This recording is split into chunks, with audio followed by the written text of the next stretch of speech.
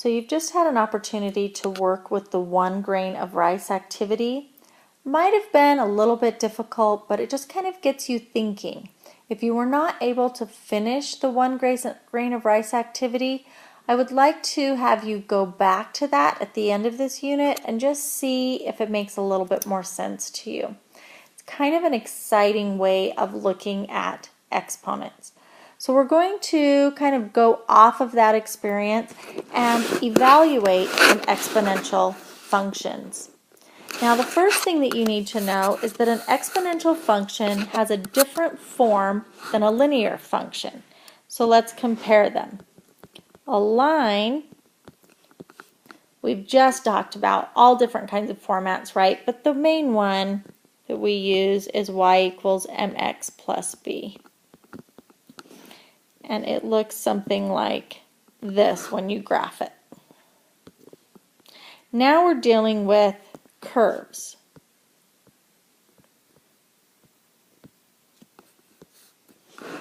A curve happens when you graph an exponential function. And the form we're going to be using in this course is y equals b to the x plus c. There's a longer form that you'll be working on in other courses, but for Secondary Math 1, we're just sticking with this pretty basic form of a curve. And it's going to look like this or this when you graph it. Okay? So we have a line or a curve. This particular module, we're talking about curves. So let's take a look at evaluating exponential functions, remembering that we have this new form now, y equals b to the x plus c. So as you're working through some of these curves, you're going to need to use your calculators in order to work through these problems.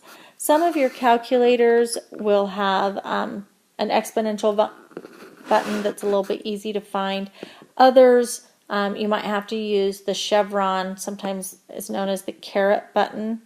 It looks something like that. It's actually the chevron symbol. So let's just practice that. If we had, y equals 2 to the third plus, well, we don't even need to do a plus. Let's just do y equals 2 to the third. If I needed to put that into my calculator, I would simply hit the 2 button, the chevron button, the 3 button, and the enter button on my calculator. And basically what that's telling my calculator to do is to multiply 2 so that the 2 is happening 3 times. The 2 is the base, the 3 is the exponent, so I write the base 3 times in a multiplication problem, which gives me 2 times 2, which is 4. And I'll times that by 2 one more time. 4 times 2 is 8. So 2 to the third has a value of 8. When you follow this sequence on your calculator, you should have gotten 8 as the solution. Let's take a look then at how to evaluate some of these exponential functions. Let's say that we were given the statement w of x equals 4 to the x minus 5. And we were asked to find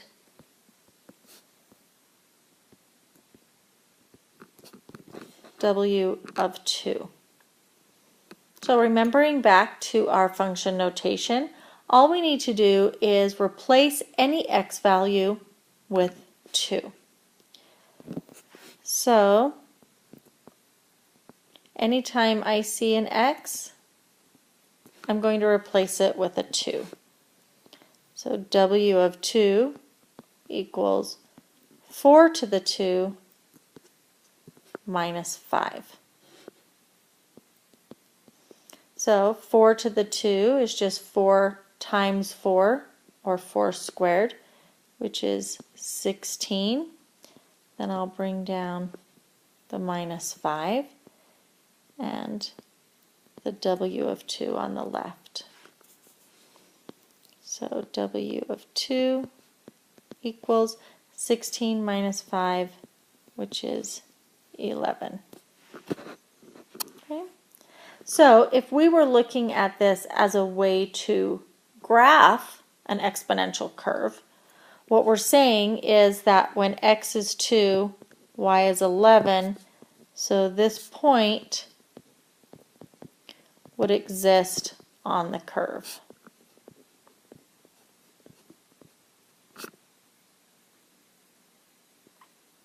All right, let's try another one.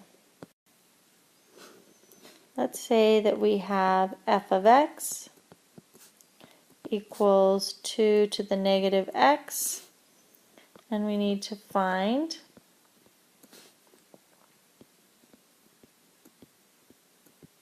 f of 4. So remember, this is telling me to replace x with 4 every time I see it. So I have f of x equals 2 to the negative x, and my x value will be 4 in both cases. So f of 4 is 2 to the negative 4. And remember, a negative exponent simply means that your exponent is on the wrong side of the fraction bar. So the exponent will take whatever base it affects and move it to the other side of the fraction bar. So we would have f of 4 equals 1 over 2 to the positive 4. Remember, 2 to the positive 4 is simply 2 times 2 times 2 times 2. So we would have 1 over 2 times 2 is 4, times 2 is 8, times 2 is 16. So f of 4 equals 1/16.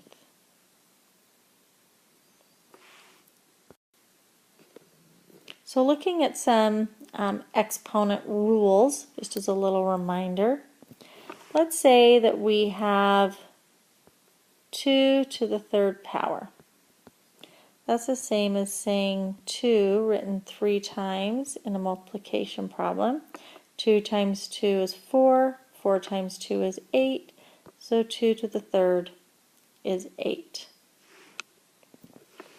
If we had a negative 2 to the third, remember that the exponent is only strong enough to hold on to what's immediately in front of it.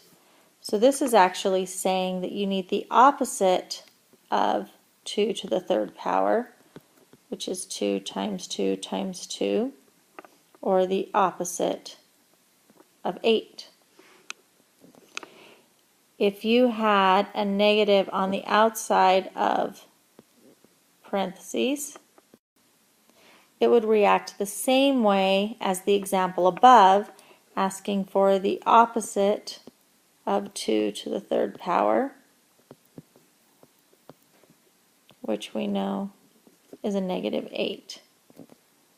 If, however, the negative sign were inside the parentheses, this would be asking for negative 2 3 times in the multiplication problem. So a negative 2 times a negative 2 is a positive 4.